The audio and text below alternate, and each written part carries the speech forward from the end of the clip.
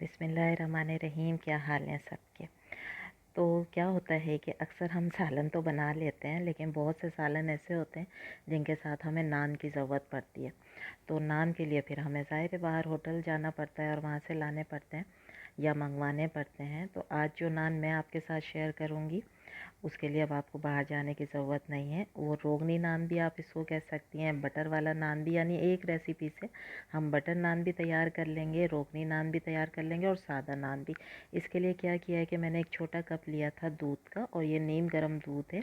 इतना ही हम इसमें पानी डालेंगे जितना दूध है, और ये पानी भी नीम गर्म है, ठीक है। 1 टेबल स्पून भर के मैं इसके अंदर डालूँगी चीनी का, और 1 टेबल स्पून भर के हम इसमें डालेंगे ईस्ट। ये ईस्ट मिल जाती है आराम से किसी भी ग्रॉसरी शॉप पर। इसके अलावा मैं इसके अंदर डालूँगी 1 टीस्पून के बराबर नमक, ठीक है। नमक के साथ ही हम इसके अंदर डाल देंगे 1 टेबल स्पून भर के दही। दही इसमें बहुत ही मज़ा देगा, मुंह में घुल जाएगा बिल्कुल। नान इतना मज़ेदार सॉफ्ट तैयार होगा। बहुत मज़ेदार रेसिपी है, ज़रूर ट्राई करिएगा और आसान है। आप घर पे भी हर तरह का नान अब तैयार कर सकती हैं अपने तवे के ऊपर। इसके लिए आपको होटल के नान की ज़रूरत नहीं पड़ेगी इंशाल्लाह, ठीक है। इसको हम मिक्स करेंगे 1 से 2 मिनट, ताकि जो हमने ईस्ट डाली है वो थोड़ी सी एक्टिव हो जाए। इसके बाद इसमें मैंने डाले हैं 2 कप भर के मैदे के।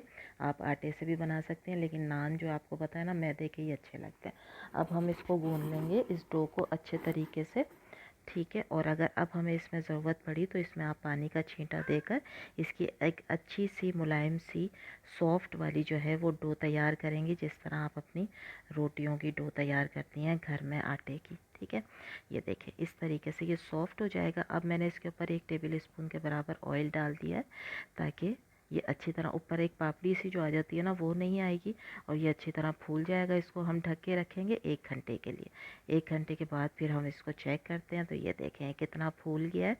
और इसको आप पंच करेंगे तो इस तरह इसमें एयर है, ठीक है। वो ईस्ट की वजह से है। तो नान जो है ना फिर हमारा बहुत सॉफ्ट और मज़ेदार तैयार होगा इंशाल्लाह। अब इसको 1 मिनट के लिए मैं और गूंद लूँगी, ताकि अच्छे से जो है वो सारी एयर निकल जाए। इसके बाद काउंटर पे आपने डालना है ड्राई आटा डाल लें या मैदा डाल लें। उसके बाद आप कट कर लें, इसके पेड़े निकाल लें जो इक्वल से हो जाएंगे। अगर आप इस तरह लंबाई में पहले करेंगी तो ये इक्वल हो जाएंगे। सारे पेड़े हम बना लेंगे, ठीक है। पेड़े बनाने के बाद भी हम इसके ऊपर जो है वो ऑयल लगाएंगे पेड़ों के ऊपर, ताकि ये भी ड्राई ना हो। और इसे भी हम 10 मिनट के लिए रखेंगे, ताकि पेड़े भी अच्छे से जो है ना वो फूल जाए। उसके बाद फिर हम इसके जो है वो नान बनाना तैयार करेंगे। और अगर आपको रेसिपी अच्छी लग रही है तो प्लीज़ लाइक करें, शेयर करें, सब्सक्राइब करें। अब मैं क्या कर रही हूँ कि इसको हाथ से ही बढ़ा रही हूँ, क्योंकि ये इतनी मज़े की ज़बरदस्त सी मुलायम सी हमारी डो तैयार हो गई है कि ये हाथ से ही बढ़ जाती है। लेकिन अगर आप बढ़ाना चाहती हैं तो उसको आप बेलन से भी कर सकती हैं। इसके ऊपर मैंने कुछ दाने जो हैं वो कलौंजी के डाल दिए और धनिया की पत्तियां डाल दी हैं। इसको मैंने प्रेस कर दिया। इसके ऊपर थोड़ा सा आप ड्राई डाल दें आटा या मैदा, और उसके बाद फिर आप इसको बेलन से भी बढ़ा सकती हैं, ठीक है, इस तरीके से। और इस तरह वो दोनों चीज़ें जो हमने इस पे डाली हैं वो खूबसूरत भी लगेंगी और प्रेस हो जाएंगी।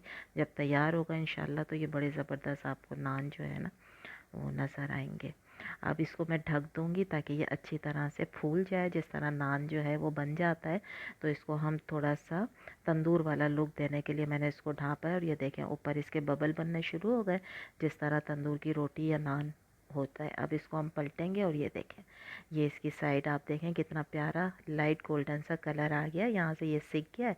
और ये हमने इसकी ये साइड चेंज की। अब आप इसको इस तरह भी सर्व कर सकती हैं, बिल्कुल सादा नान जो मैंने आपको बताया था। और दूसरा तरीका ये कि इसके ऊपर आप ऑयल लगा दें या बटर लगा दें, बटर जैसे मैंने आपको दिखाया, आप उस तरीके से भी इसको कर सकती हैं। दूसरी साइड भी हम करके और इसको फिर ढाँप देंगे, ताकि उस साइड से भी अच्छा सा बन जाए।